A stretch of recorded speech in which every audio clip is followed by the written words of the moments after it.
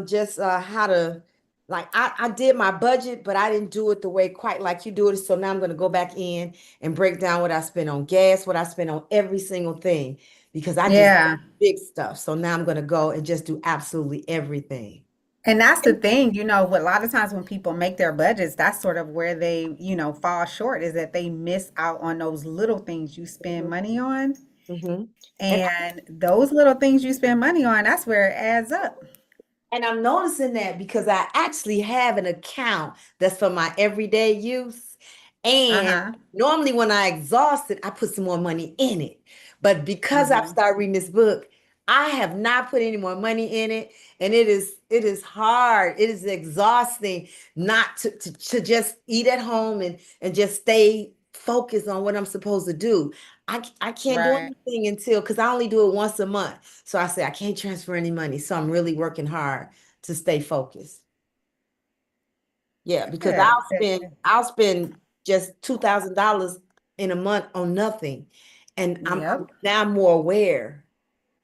Yeah. And it's funny because it happens to us when we make more money, we spend more money and we spend more money unconsciously. And so a lot of times that is what ends up happening is that you're like, I make all this money and I feel like I don't have any at all whatsoever, ever.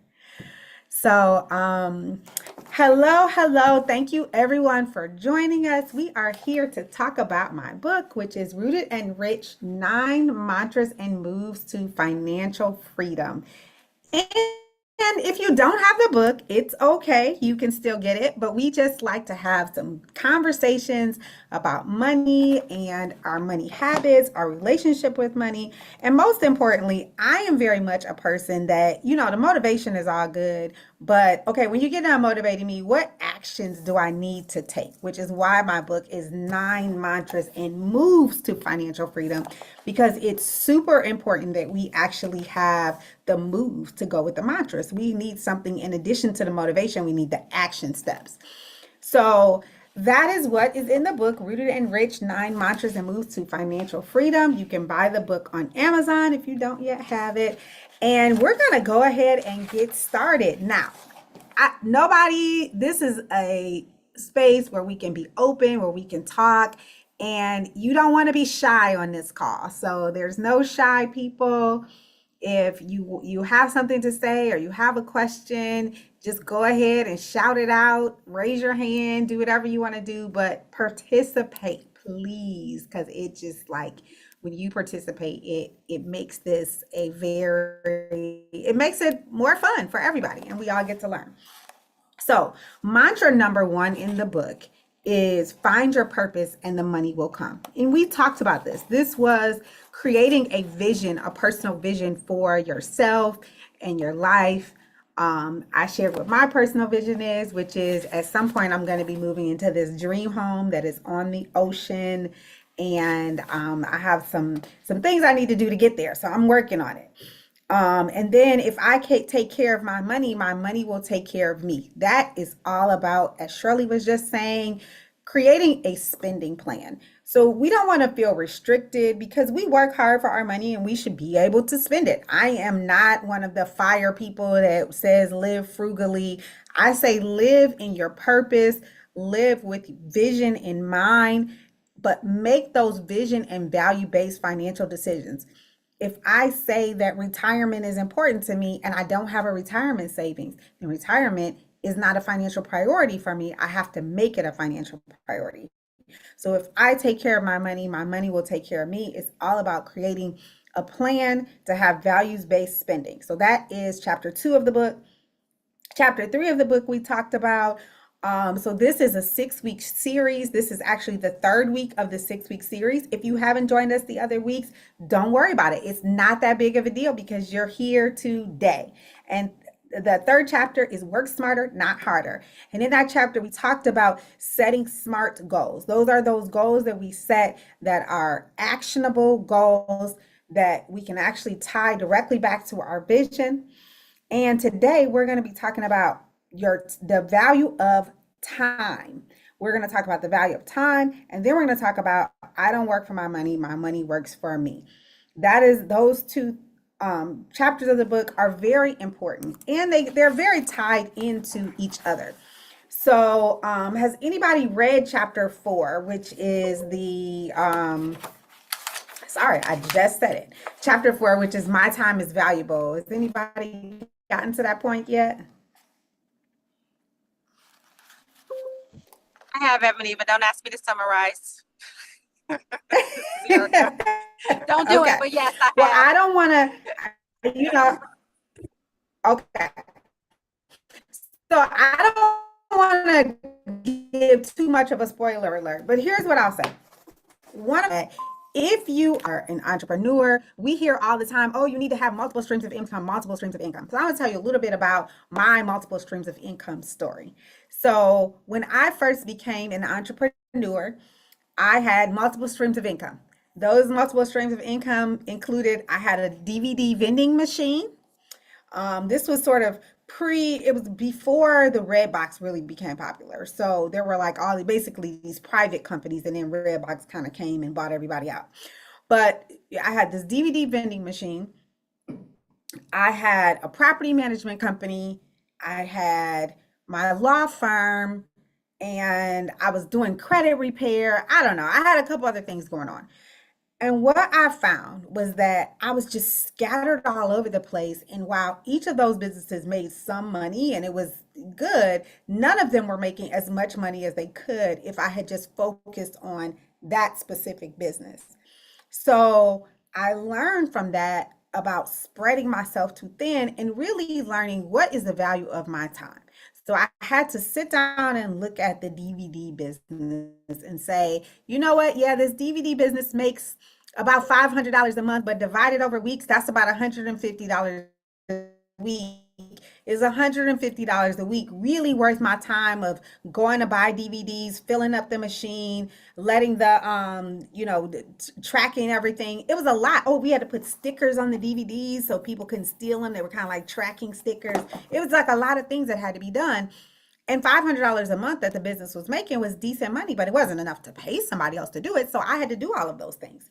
So when you're in all of these businesses that require you to do things, require your time, then you start to lose value or lose sight of the value on your time.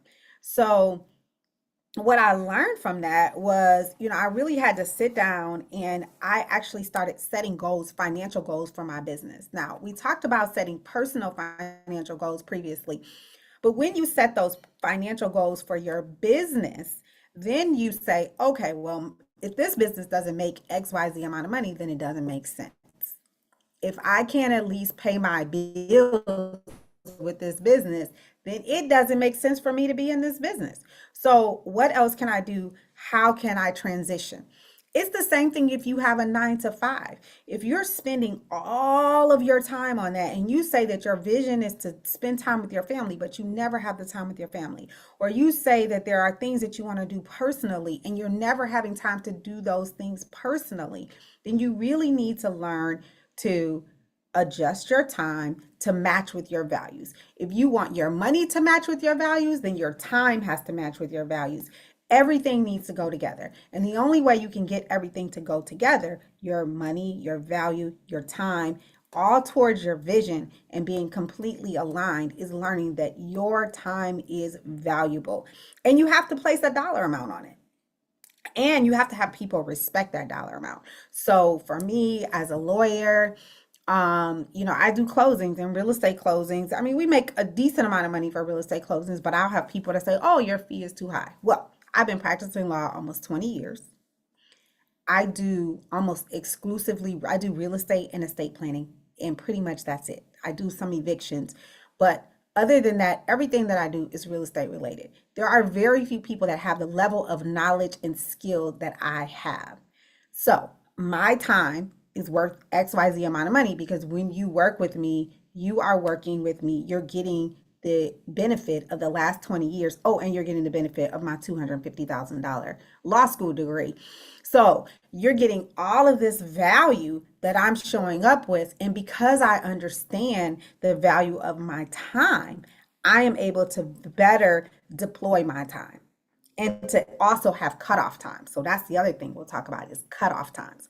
whether you have a 9 to 5 or you're an entrepreneur, you must have a cutoff time. If you don't have a cutoff time, if you have no boundaries, again, how is your time aligning with your value system? And then therefore, how is your money aligning with your value system? Because a lot of times we think about money, we just think about spending. We don't think about the fact that making money is actually what impacts us the most. It's the most stressful part about money is making money, having to go to work. Do you enjoy your job? Having to spend time doing your job when you want to be doing other things. That type of stress causes obesity. It causes diabetes. It causes heart disease. It causes all of these different things. So in order for us to really start to say, hey, my value systems are aligned with my money, you have to learn that your time also has to be aligned with your value systems and your money. Extremely important. So I've been talking for like 15 minutes. And as you guys know, I like to talk, but I also like this to be a conversation. So I'd love to hear what some of you have to say about what we're talking about, experiences that you've had in terms of your time and learning how to better use your time. Is that a challenge for you? Is it something that you need to work on a little bit more? And if so, what are you doing to work on it? And how is that part of your vision or your goals for 2026? I'm going to stop. Those are questions. So I want some answers. Okay. That absolutely is a challenge for me because I can be I can be doing one thing and then I'll stop and do something else. So I'm learning how to block off my time so that I can actually be productive because I can be so busy, but busy not getting a whole lot accomplished because I'm not focused on that one thing. So I'm learning to block off my time, and time is something we cannot get back. Right. So yes, for me, it's very distracting when I would answer the phone because I forget I'm self-employed. Well, I don't forget. I'm an entrepreneur, so I can't sit up and talk on the phone when somebody calls me. I have to say, "Listen, I'm at work. Let me call you back." So I'm learning to do that. I'm learning. It's a process for me. Hey, Shirley, I don't think that's different from most of Mhm. us. Yes. It's so hard sometimes. That's time We for get important. yeah. It's super important. And one of the ways that I do it is exactly what you just said, Shirley. I actually block my time. So I'm like, when I get up in the morning from this time to this time, I'm doing this. From this time, pretty much, I have a schedule for myself. And that schedule includes my cutoff time because that I will tell you is a lot of people struggle. I think no matter whether you work a 9 to 5 or you're an entrepreneur, saying, you know what, after this time, you can't call me. And, I joke and say, like, I am not a doctor and I'm not a fireman. So there really nothing that I do is life threatening. And so, but the time that I spend with my family is important to me. It's part of my value system. When I write down my values, my family is on there. So if I say that my time and my family is a value, the only way that I can ever really have that time to spend with them is to actually have a cutoff time and say, after this time, I'm not working.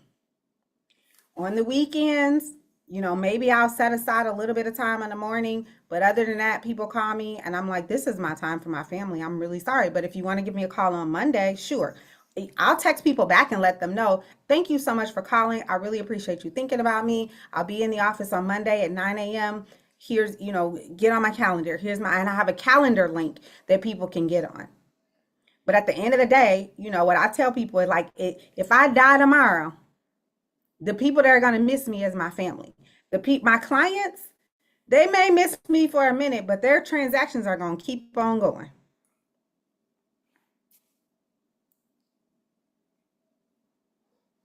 Thoughts about that?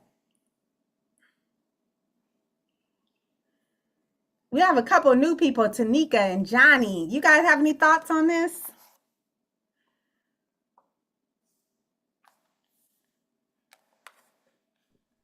I do, and it's something I need to work on is the cutoff and the boundaries. Mm-hmm. Yeah, absolutely. Do you mind telling us what you do? I'm a realtor in Illinois and Indiana.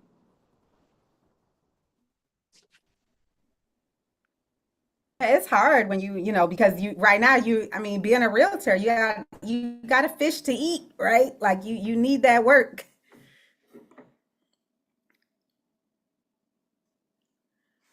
So that is those learning to value your time though, I think you actually at the end of the day end up making more money when you say, okay, well, this is what my values are, this is what my time is, this is what my goals are, this is my financial goal, and this is the time frame that I have to do it. But not only do you end up making more money, but like I said, you end up being able to align your time with your values. Yes, Erica. Ebony, how, you talked about your value, and I'm sure a lot of people see it. So I'm sure a lot of people also tap your shoulder to ask you for favors. And one of the things my husband says, because he gets it all the time, people are like, hey, can I pick your brain? Can I pick your brain? And he always says, you Yep. pick my brain, you pick my pocket. How are you dealing with that? He always says that, you pick my brain, you pick my pocket, because this is what I bring. So Right, how do you deal with that? right. Well, I think that I have boundaries when it comes to picking my brain. There's a lot of people who want to do that all the time. And I'm happy to do that in certain settings. So, what I do is I have a schedule link and I will have a 1 15-minute call with you. So, after that 15-minute call, you can ask me whatever you want on that 15-minute call as long as you haven't used it before. But after you use that, then you have to pay for the time that you're spending. So whether it's me, a paid investor, or me doing something related to this book, I'm doing this. So here's my thing. If you want to pick my time, join the book club. I will talk to you for 1 hour on Tuesdays about everything, whatever you want to ask me. But if it goes past 15 minutes though, in a professional setting, then now we have to start paying for it. And it doesn't mean, I mean, I'm okay with doing that because I also do lots of free speaking engagements. I do this book club. I wrote a whole book that gives you information. So there's lots of ways that you can pick my brain without actually taking my time.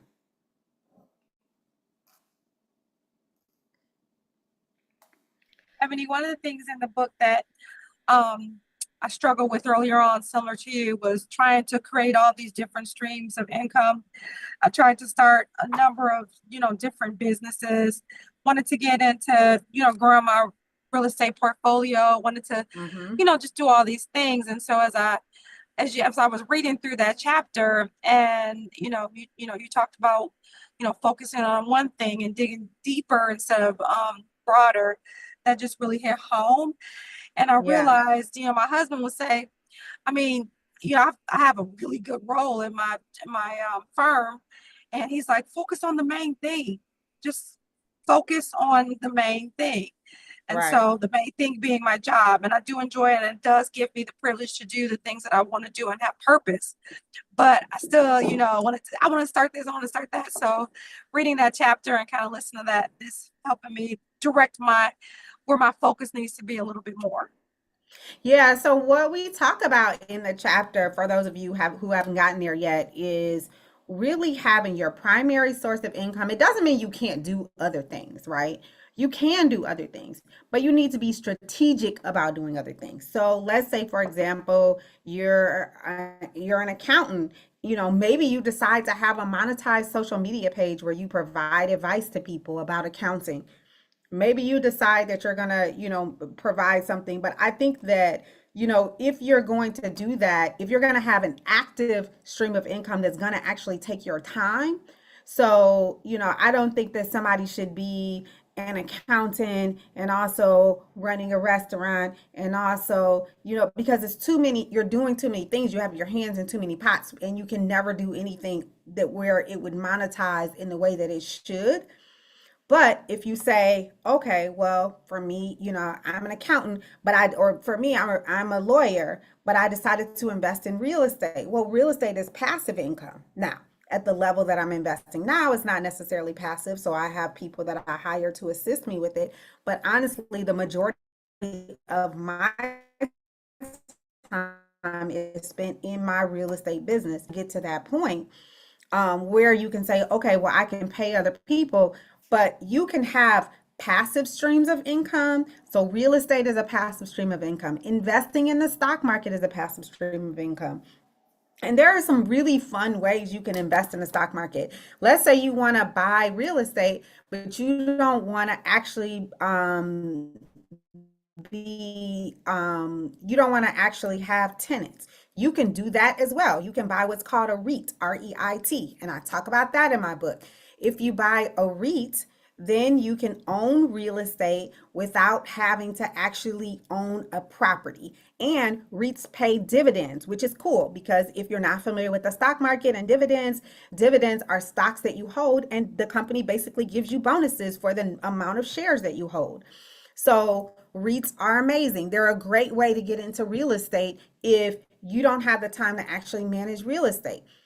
If I was not a self-employed attorney, there would be no way that I could have a huge real estate portfolio like I have, because I cannot just, yes, I pay other people, but there are things that I have to do.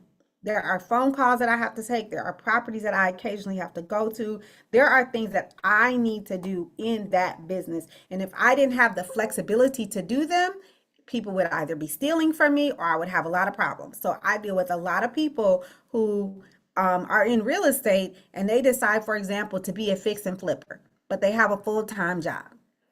You can't necessarily be a fix and flipper and have a full-time job because you can't manage your project. And what happens then? People steal from you.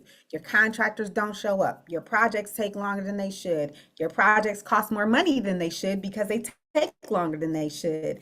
Your tenants don't pay rent. You have all of these issues because you don't have the time to manage it. Again, your time is your most valuable asset. It is more valuable than money. Money, you lose it, you can get some more. Time, you lose it, you can never get it back. So learning what those passive streams of income versus active streams of income. My thing is, if you're doing an active stream of income, all of your active streams of income should be directly related to each other. They should be like a branch. And what if you're like me, I'm a creative and I'm an entrepreneur and I like to do lots of different things. I always have to say, okay, well, my main thing that I do is practicing law. So how does this tie into it? How does writing a book tie into what I'm doing? Well, I'm very passionate about wealth building. I'm very passionate about investing in real estate. I'm very passionate about estate planning. And this book is part of a system that helps me to educate people about what I'm doing so that when clients come to me, they're more educated clients. Okay, now that fits within the same thing that I'm doing. And so that's what I do. And one of the things that I do as a creative is that I have sticky notes and I come up with ideas all the time, right? Oh, I want to do this business, or I want to do this idea, or I want to whatever. And what I do is actually take a sticky note, and I have a whole bunch of sticky notes and I have them, and then I put them up. And if I can't figure out how it fits in with the top level item, which is I'm a lawyer, I practice law, and that's what I've decided is my primary source of income. If it doesn't fit in that, and it also is not a passive stream of income, then it's over here. And eventually the stuff over here gets taken off.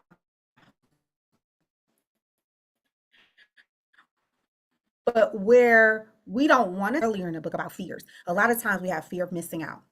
We want to be accepted. So we get into businesses that we're encouraged to do because somebody asked us to do them and we want to be accepted.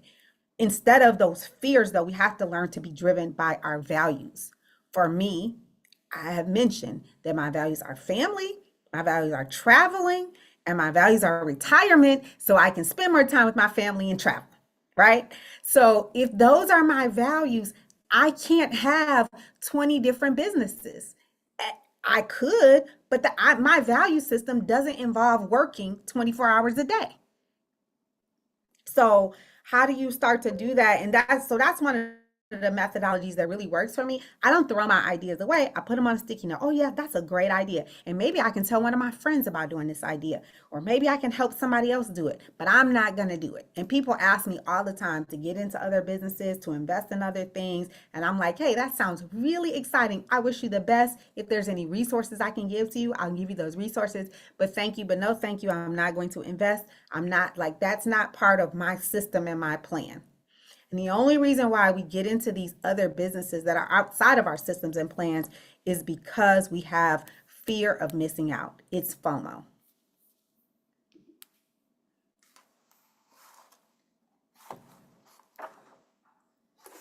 Thoughts about that? We got a quiet group tonight. Come on, y'all. This is a book club. You gotta like join in the conversation.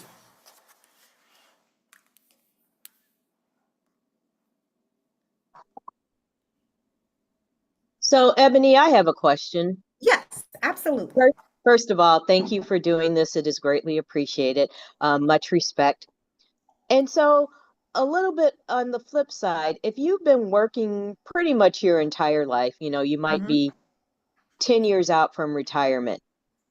When do you stop penny pinching and just enjoy your money? I'm not saying take away from your retirement accounts, because I know you can be penalized by the government until you hit a certain age. But when do you just start to enjoy yourself a little bit and stop always penny pinching? I'm not saying do crazy stuff, but unless you Right. want to, you can do whatever you want.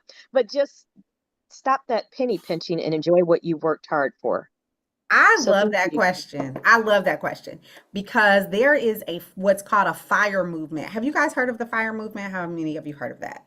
It's like people Yes, I have. yeah, okay. So the fire movement is a movement of people who believe that okay, they get $1 million, they retire at the age of 30, they live as frugally as they possibly can, and they don't plan on ever going back to work again. But they don't I don't, maybe they enjoy it. I don't know. That's just not something I would enjoy, right? Because of the things that I like to do. So I think that you start that immediately. What it really starts with, again, is figuring out what your values are, the things that you love. And one of the things that we talked about, Janet, in one of our first sessions was about hobbies, right? So you need to write down, everybody should have a hobby. Everybody should have something that they enjoy doing. For me, it's cooking. I really like cooking. I enjoy it. I like having nice cooking supplies. I like having a beautiful kitchen.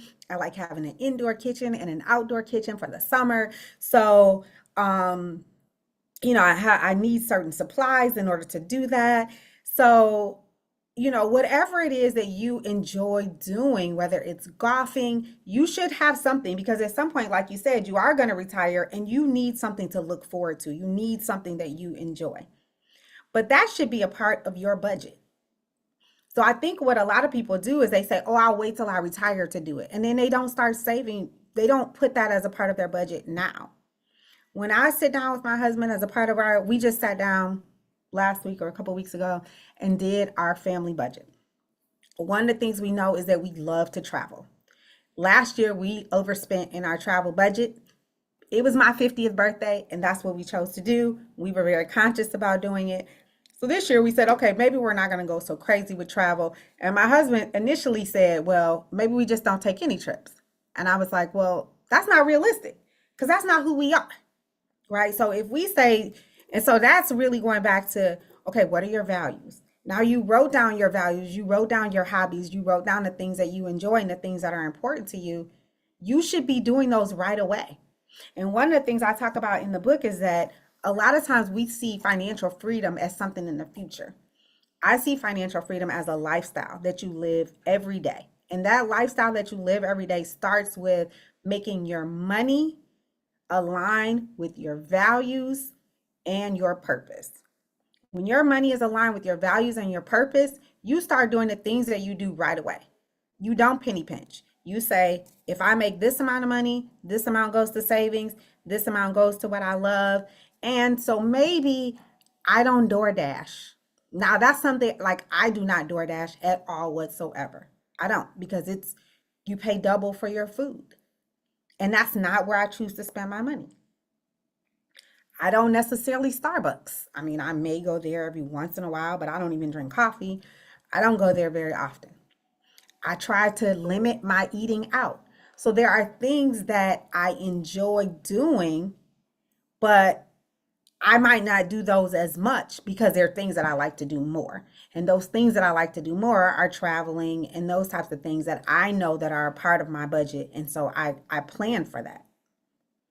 So I don't think it's about, I don't believe in living, the frugal life or penny pinching. What I believe in is creating a spending plan that includes everything that you enjoy about life.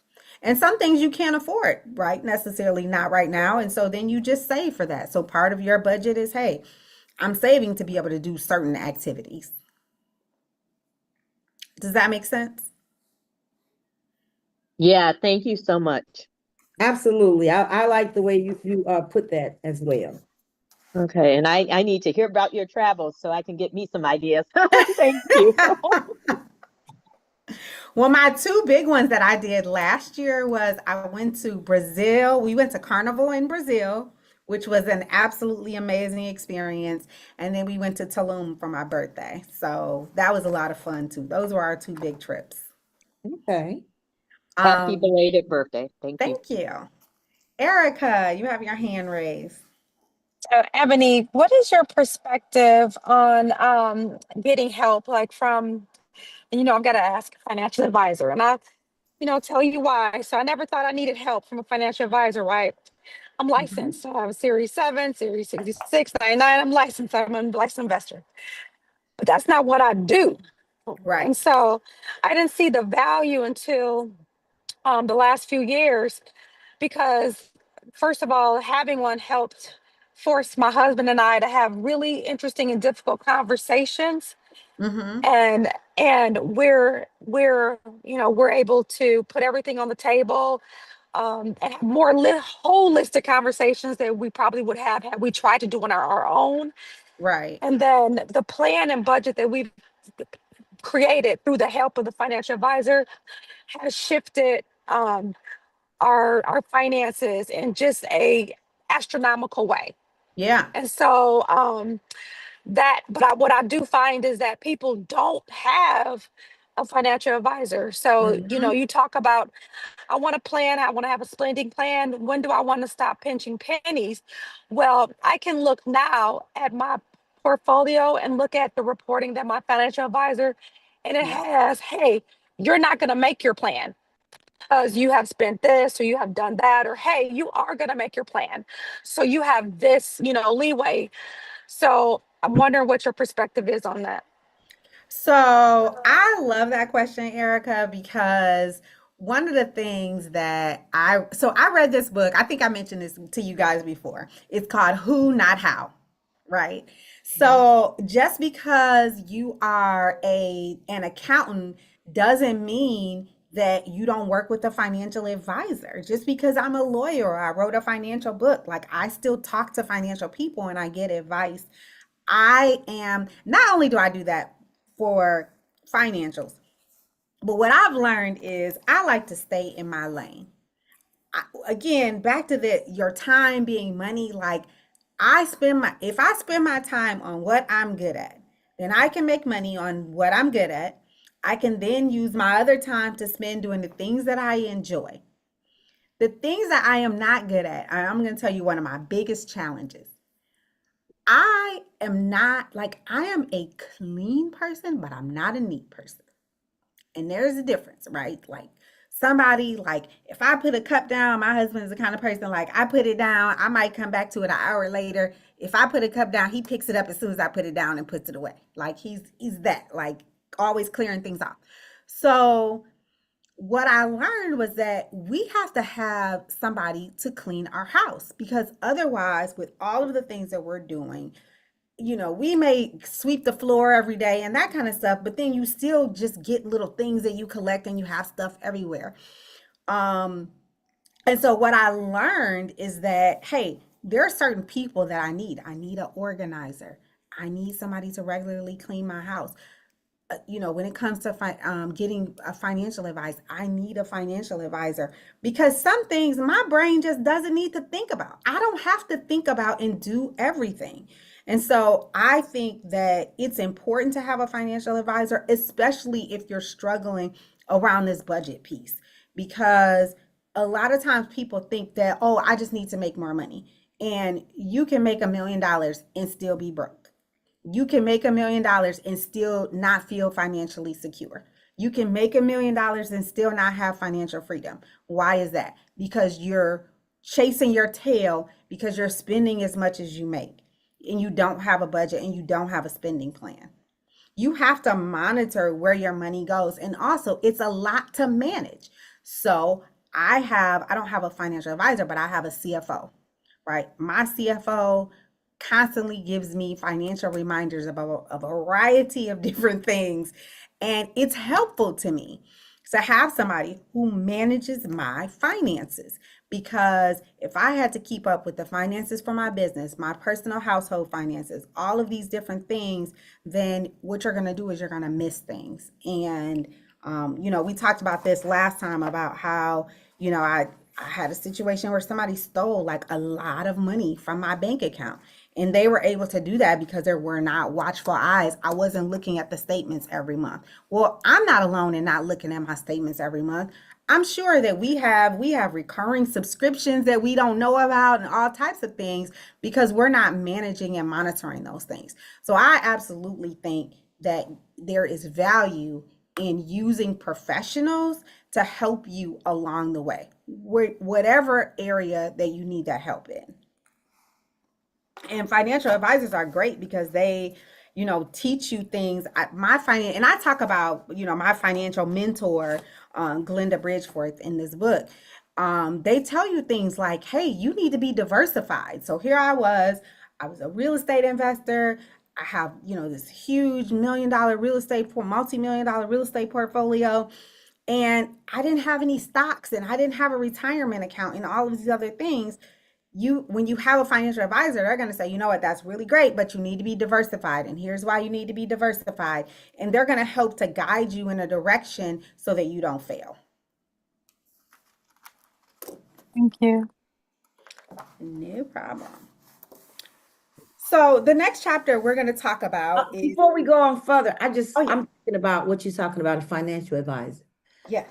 At my age, I'm pretty comfortable, and I'm wondering, do I still need a financial advisor? Because it's only a few more things that I want to do in this life. As far as that may sound crazy, but I'm just wondering. Well, here's some things. There's things that you want to do, and there's things that you're going to have to do. And the financial advisor just helps you to think about all of it, put it in perspective, think about things that you may not have thought about otherwise. And so even if you're, I think that I'm very good with money. I make very good decisions with money because I have taken the time to do what I need to do to become financially literate. I've read books, I've had coaches, but I still have guidance along the way because they tell me things that I don't know. Like my financial advisor that I have will send me, I actually self-manage my stock account. I didn't want anybody to manage my stock account because I wanted to learn about my stock account. So I have an IRA, and then I have another brokerage account that I self-manage. I can buy whatever stocks that I want, but I have people who advise me and they send me text messages. Hey, you know what? Check out this new stock that's coming. Oh, earnings is coming out on this one and it's going to be a good one to buy on this day and sell on this day. So they tell me little tips that I can make. And again, when you go back to that passive versus active income, now you see ways that your money can work for you. And it may just take somebody sending you a text message and you pushing a button to make, $5,000 this week that you would not have made because you don't have time to pay attention to that because you're doing other things. Gotcha. So that's the advantage of it. Definitely having people that can just sort of give you a heads up about things that you can do so that your money can work for you. The value I get out of it too are the tools that they use. They Mhm. use such good tools to be able to tell you exactly, where you are and what you're Mhm. doing and how it impacts it. And Yep. so when you say, I don't have much to do, well, if you're trying to retire and you want to do X in retirement, Mhm. um, and you want to make changes, that information is about data, feeding Yep. that data in to figure out exactly if you're on track or not and where some Absolutely. opportunities are. And so I know that I don't have time to consider and do that, but they have all the data, all the information, and all the history on how things perform, and they can just help provide better direction and advice than I could ever. And so I appreciate that. Right. Yeah, and the big thing is, again, going back to that passive versus active income. How can your money work from you for you? The stock market has thousands of companies in it. How do you know which of those companies you should buy and invest in and which of them you shouldn't buy and invest in? If you're going to buy a REIT, for example, which REIT should you buy? Which ones are higher interest than other interest than sorry, higher dividends than other companies? So there's all of these different things that sure you could look it up yourself. There's the internet, there's AI, there's all of these things that you can look it up. But what are you taking time from to look up these other things? And is that the best use of your time when somebody is sitting there with the information at their fingertips? So, and what I found is that, what you pay them, because, a lot of times they're not paid that. You don't have to end up paying them that much money, but what you pay them, they make way more money for you. And that's what I think some of the apprehension comes in because he's like, oh, I got to pay them. No, they get paid based on the amount of money that you make. Yep. So it's Mm-hmm. in their best interest. Right. To help you make money. Exactly. So, and I know some awesome ones. So if you guys need help with that, let me know. I'm happy to make some referrals. Okay, refer Yes, someone to me. will do. Will do. So chapter 5 is I don't work for money. My money works for me. This is the book, Rooted and Rich, 9 Mantras and Moves to Financial Freedom. And I don't work for money. My money works for me is exactly what we were just talking about, trying to figure out ways for your money to work for you. And in this chapter, I talk about a couple of things that I just want to make sure that we talk about today because I think it's super important. One is knowing your net worth. When you're trying to figure out a financial plan for your life, you need to know where you are today. Not just where you are in terms of your bank account, but where you are in terms of your investments. What is the overall value of everything? And how can you leverage that overall value? So that's one. Once you find out your net worth, you can start to leverage that in ways that help you to make more money. One example I'll give is, people buy real estate, they buy property. Erica mentioned her interest in real estate. And a lot of times we'll buy a home, we'll pay for that house, and we have all of this equity in the house and we don't touch the equity. And people are like, oh, I don't touch my equity. Like that is not something to cheer about because guess what? While you're not touching your equity, that's your money that's sitting there making no money for you at all whatsoever. So I don't believe in owning a property and not touching the equity. Now, I don't think you should pull all the equity out and be upside down, but I think you should pull some of the equity out because if I have a mortgage that is 8% or I have a loan that's 8% on my house, and I pull that equity out and I'm paying the 8%, and nobody's mortgage is 8%. I think my mortgage right now is like 2.5% because we refinanced during the pandemic. But I mean, people's houses are what, 5-6%, right? You make 5-6%. Now, let's say I have $200,000 of equity in that. I pull that $200,000 of equity out and I put it in the stock market and I make 20% on my money. Now my money is working for me. Now we're figuring out ways that you can own a property, work a 9 to 5, and have passive income that works for you that doesn't require another job. But again, if you don't know what you're doing, it's really important then that you use a financial advisor or somebody who can help you to do that so that you don't lose money. One of the big things that my husband and I did was we pulled equity out of our house to buy a yacht. It was something else that we decided that we wanted. We bought our yacht, and that yacht became a business. So now it makes money. It makes more than 2% on our money. So it makes sense to do that. Learning these ways to make your money work for you start with you understanding what your assets are and where you can leverage and where you should leverage. Now, I don't believe again in over leveraging. If my house is worth $300,000, I'm not going to take $300,000 out of my house.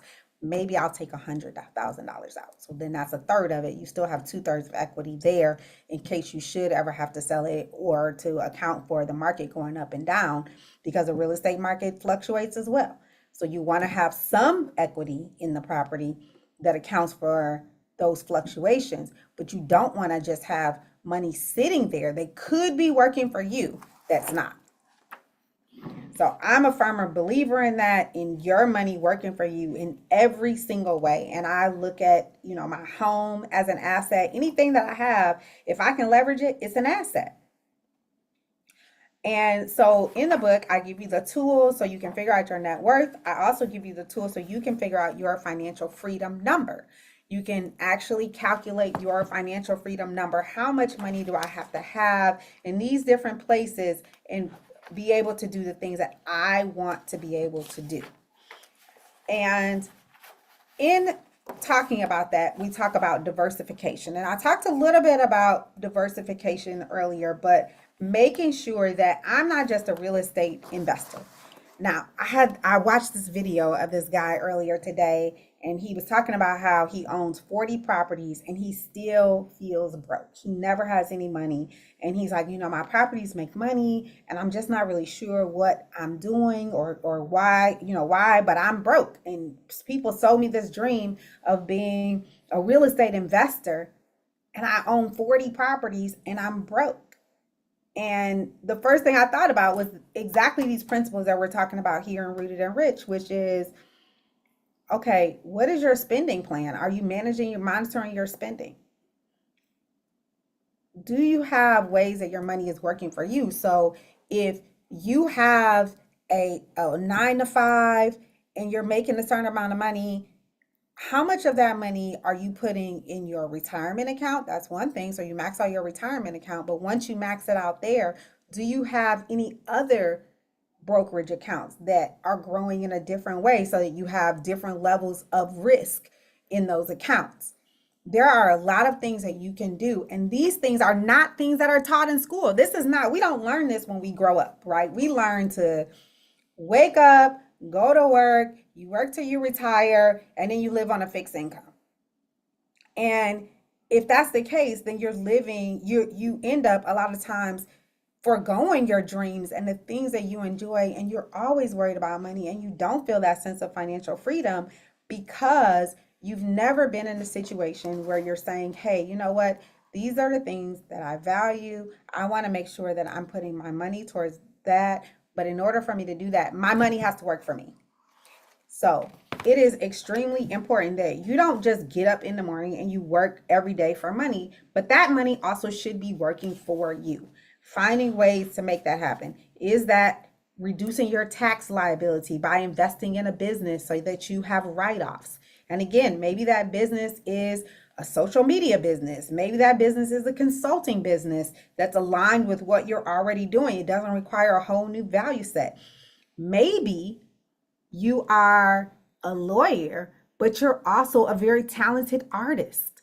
So maybe you're putting money towards your artwork and you're doing that and you're selling that artwork. There are so many other ways that you can have alternative streams of income without creating another job for yourself, and also making sure that your money is working for you and that it's aligned with your values and your principles and your purpose.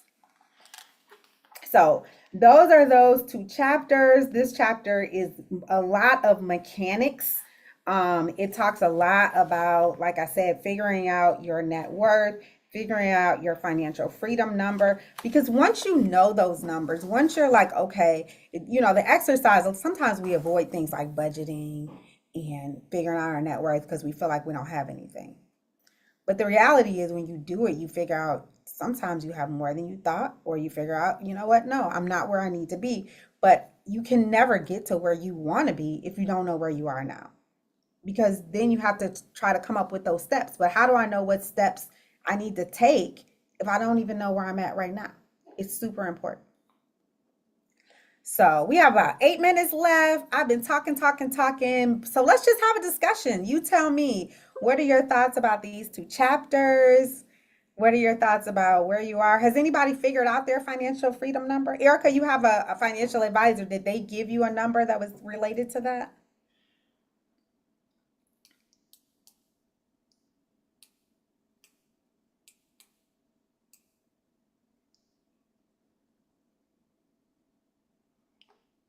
Sorry, it took me forever to get off mute. Initially, but now we pivoted and made some changes. Mm-hmm. And so we have to kind of redo some things based on those changes. Mm-hmm. But yeah. Yeah. So initially, yes. But I did it more just for myself, and I didn't do it along with my spouse. Mm-hmm. And so now we're taking the time to do it together. Yeah. Um, so I think we have some more work to do, but yeah, it's very helpful in knowing that and your net worth. Because before I worked with the advisor, I didn't know that. I didn't know what I had totally, and I didn't know what I needed to do or put away to meet, the goals that I wanted to meet personally. And it's really based on what are some of the things that I'm sorry, I have a kid right here. But what are some of the things that I value and the goals that I want to achieve, very personal to me, Right. and then helping me, do what I need to do to get there. And Right. so, yeah, I'll And stop it's there. so important that you think about that too. Like a lot of people are like, oh, I gotta, I'm gonna wait until I'm 65 to retire. And it's like, well, what are you waiting for? How much do you need to save to retire? And then when you retire, what are you gonna do? And they don't think about that next step and what those personal goals are and what they do care about. And that's really important too. It helps with longevity. It helps with actually meeting your goals. It's hard to meet your goals if you don't know what they are and what you want to do. Agreed. Yes. Ebony, I So, have I, two questions. Oh, yes, go ahead. okay. First of all, help me out here. Uh-huh. Yeah, old school way of thinking. You buy a property, you pay it off, you don't touch the equity because you got to pay it back. So help, Right. I know we have limited time, but help me walk through that. And then the the other thing that bothers me is if you retire early, even if your money's okay, what do you do for medical? I mean, I just haven't had time to research that. So again, I know that's a loaded question, but I think that stopping a lot of people from retiring early is quality medical care. So Yeah. It's an thoughts on those two unfortunate things, thing in the please. United States that that's something that we have to think about. Like, if I retire, how am I going to go to the doctor? Um, but I mean, you can privately pay for medical. So, you just have to know that that's an expense that you will have to incur, is that, you may have to privately pay for medical insurance or privately pay for your doctors. Um, it, I have to tell you, it really makes me think about whether or not I want to actually retire in the United States where we don't have universal health care and healthcare is so expensive when I know I can go to another country and, have, better, just a better healthcare system all around. Well, just to interject with that, I did retire at 55 and I'm 65 today. And I'm just grateful that I haven't been sick, didn't get sick, but I did have to pay a lot for insurance, but I never was hospitalized or anything. Now I have the Medicare, Medicaid, and all that type of stuff now. Right. But it's working out for me. Yeah, you self-pay. Mhm. And so I got on the medical thing, and then you asked me about taking equity out of your home because you have to pay it back. So absolutely you have to pay it back. So in our situation, the amount of money that we were paying in taxes was astronomical, because of our my husband's income. So us taking that equity out and buying that boat that also created a business and also gave us some write-offs then, um, saved us money in taxes. So, so that was the biggest thing that we did. But also it became a profitable business. And so the profit that you make from that business also makes it worth it because yeah, you got to pay it back, but what we're paying back is less than what we are making on it. And then going back to what I was saying, like you don't necessarily have to buy a business with it, but if you decide to invest in the stock market, let's say, for example, you get a loan, and again, your loan is 5%, 6%, but you're making 20% on your money. Does it make sense to have a loan at 5%? Well, at the end of the day, 20 minus 5 is 15% that you're making on your money. If you subtract what the loan is, it's basically borrowing from yourself. So it's learning how to use and leverage your own assets so that your money is working for you. And I'm just a firm believer in that.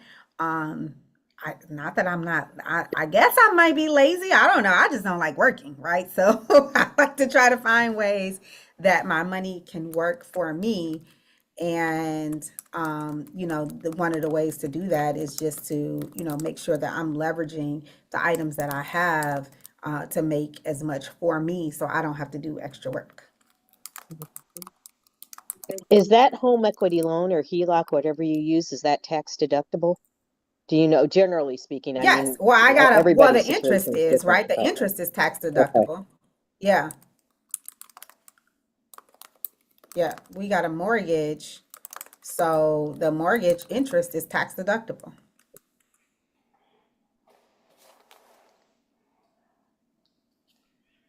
But a lot of times people say, oh, I want to start the business, or I want to do this, or I want to invest more, but I don't have the money to do it. But they have the assets that they can leverage. They just don't know how to leverage them.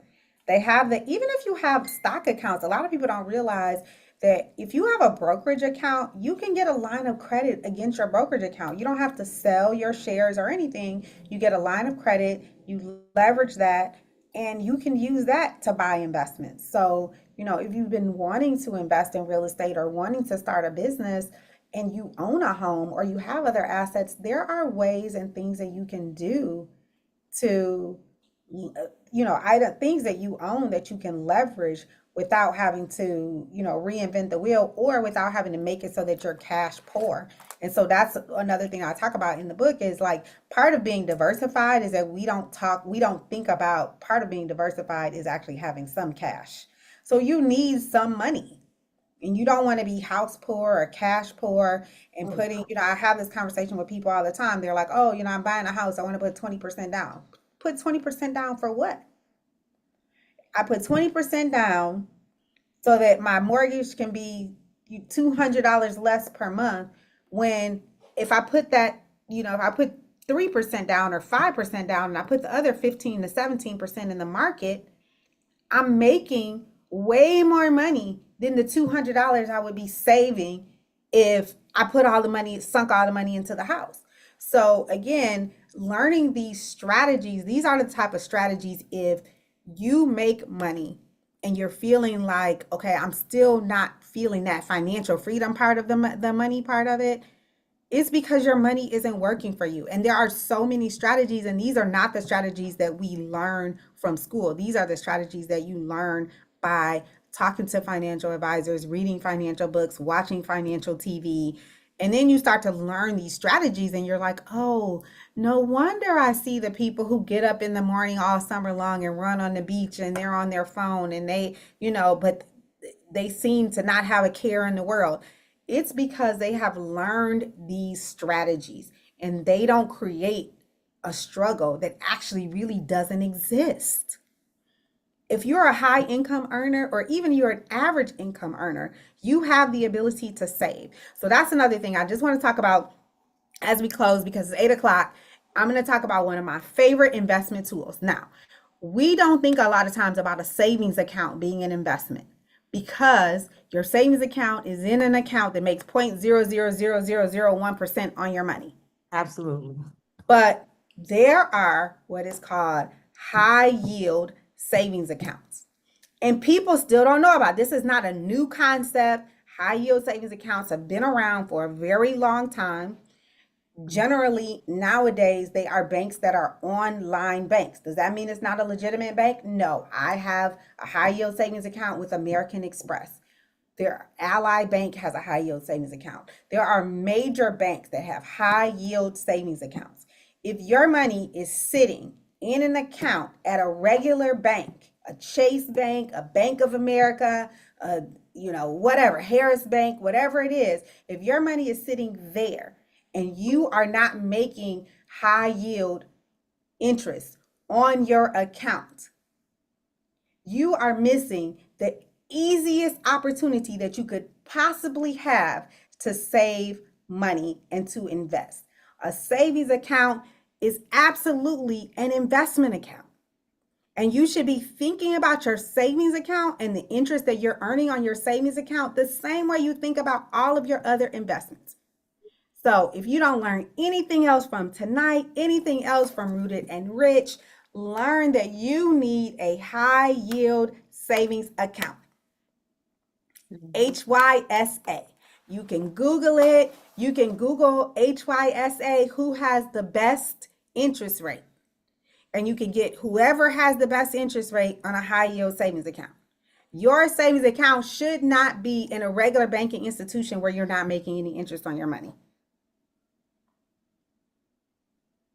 And that's it. We talked about a lot of ways to invest today. We talked about a lot of ways that your money can work for you. If you want more information, get the book. I actually put the link for the book in the chat. Please get it on Amazon, Rooted and Rich, 9 Mantras and Moves to Financial Freedom. Our next book club meeting is next Tuesday at 7 p.m. and I look forward to seeing you all there. Great. Thank you. Good Woo. night. Good night. Good night. Good night. Thank you. Thank You're you welcome. Good night. for your wisdom and your knowledge.